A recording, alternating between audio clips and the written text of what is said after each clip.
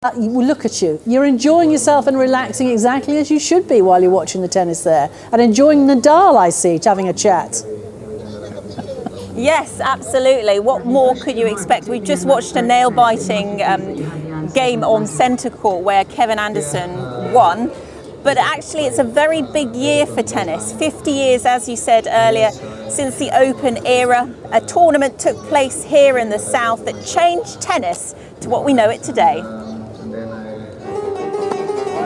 The game of tennis has evolved over centuries, from ball games first played by hand, then later with bats and rackets.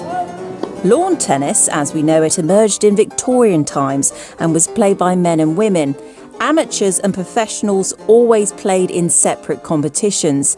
But in 1968, the rules were changed to allow everyone to compete together.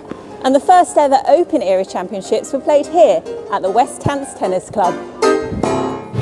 Bournemouth, tennis history in the making.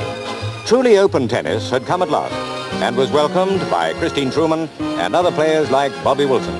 There was a local chap called Derek Hardwick who convinced people to make the game open, and he travelled the world convincing people to do that. And they then formed a network of events that year. Wimbledon 1968 was off to a wet start, but even the weather couldn't dampen the enthusiasm the tennis lovers have for this year's truly open championship.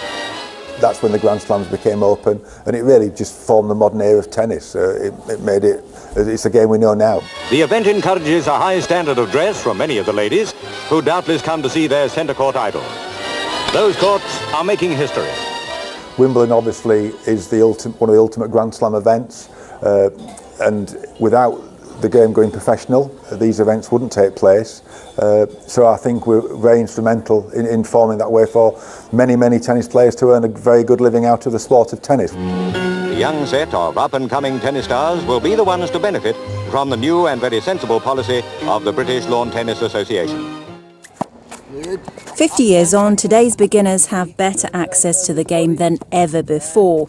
The anniversary of Open tennis was celebrated in Bournemouth with a special event attended by Miles McLagan and Tim Henman.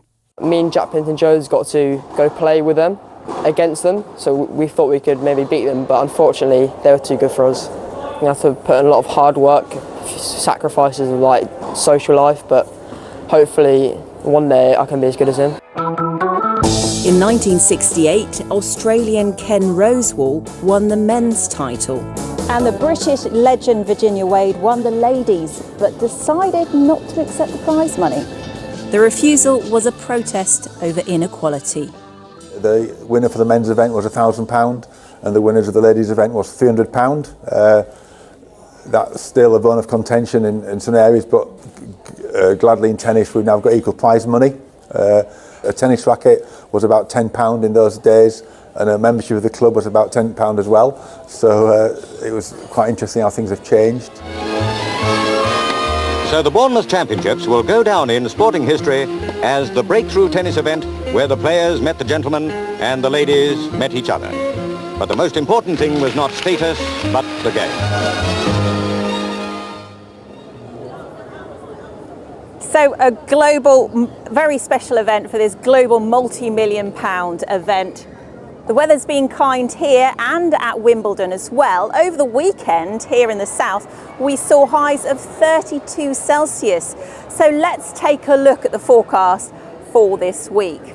Tomorrow we are expecting fairly lovely conditions, in fact, a little bit fresher, and this week in general, it will be a little bit fresher than last week.